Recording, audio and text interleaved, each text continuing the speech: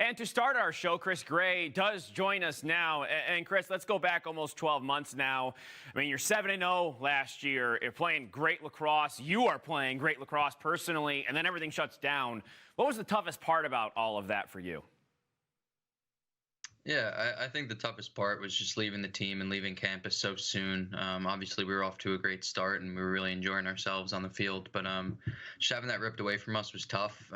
Like I said, leaving the team. But at the end of the day, we just used it to push us forward now and motivate us each day to play well. So.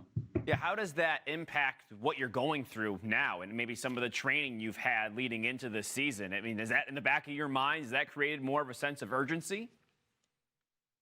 Yeah, definitely. I mean, just knowing that it can be taken away from us at any time definitely motivates us each day to just really not take anything for granted. We just try to enjoy each day and take it for what it is. So it's been great so far. I'm sure everything, obviously, we know for everybody in the world, for that matter, is different. I mean, everything is different. For you, what is the day-to-day like when it comes to testing, practice? I mean, and what is the biggest difference between maybe that last year at this time now and this year? Yeah, I mean, just working around all the different protocols and restrictions.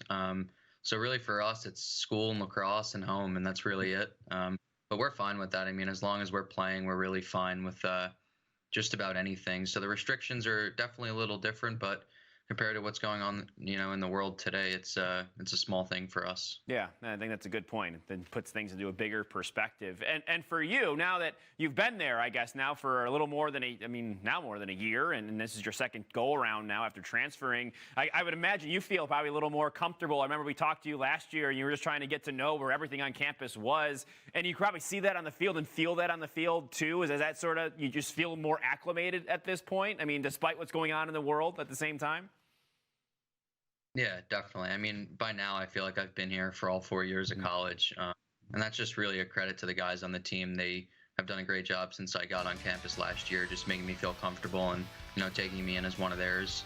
But now it's really just like it's second nature to me. I mean, these guys are so great and really translates to on the field as well. And it has been interesting, the first few games we've seen from different teams, and there's been different transfers because of the extra year of eligibility and guys trying to play together. But I mean, North Carolina this past weekend sort of evidenced by that. I know you had some different faces come in and out, but at the end of the day, you had a lot of continuity, it felt like, there. And you were playing together very well against Denver over the weekend. Why was that?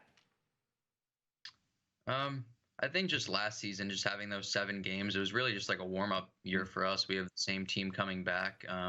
And like I said earlier, it's just we're really grateful to be on the field and be playing together. So just really trying to make the most of it and having fun. And this past weekend, we got a full game from everyone, offense, defense. Everyone just played a great, complete game, and we needed it to come out and get our first win. So. Did you expect that kind of sort of explosion that you displayed of goals and just all around? Like you said, it was a full team effort. Yeah, I mean, we're aware of what we have on the team in our locker room.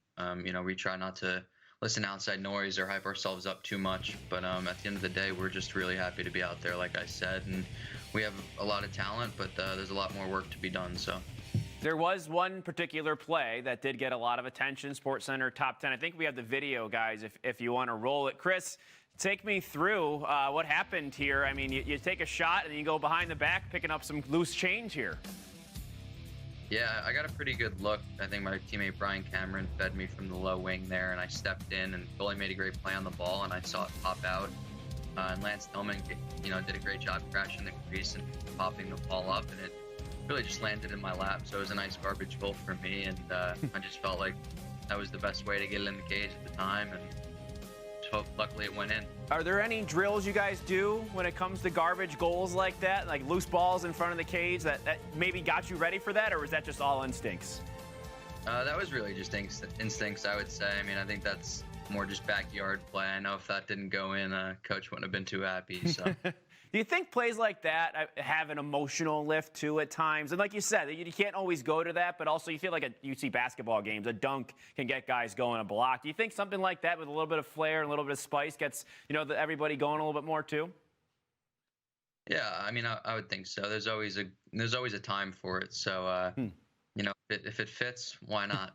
Right. That's why it all works out. For you guys, I mean, moving forward, I mean, you got obviously games coming up here, non-conference as well, but you look at the ACC, Chris, and the talent that came back, I guess, this year. I mean, how do you approach that knowing how the chips are stacked really high this year, especially when it comes to your conference play? Yeah, I mean, I think you just take it one game at a time. Obviously, the ACC is really competitive, but it always is. So for us, it's really just moving game by game and focusing on the next opponent. And for us, that's Jacksonville this weekend. So we're getting ready for that. Yeah, spoken well. I guess one more question is, what does this team need to do to be special, to get to championship weekend this year and take it all home and fulfill the goals that you guys have as well?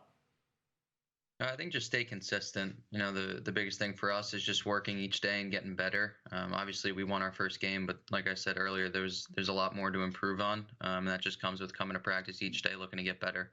And I know our guys will do that. We have a great team, so I'm excited for the future. Yeah, absolutely, and we're excited to see you guys back out there again. We're excited to have lacrosse again. I mean, how happy does that make you? I mean, just to be out there playing, I'd imagine. I mean, it's got to feel better than ever, right? Yeah, I mean, it's definitely a nice sense of normalcy for us. Even for fans watching, I know that it's great, and we all need lacrosse back. So it's been great. Can't really ask for much more. Yeah, absolutely. Chris Gray, we appreciate your time, man. Thank you, and good luck the rest of the season. Of course. Thank you for having me.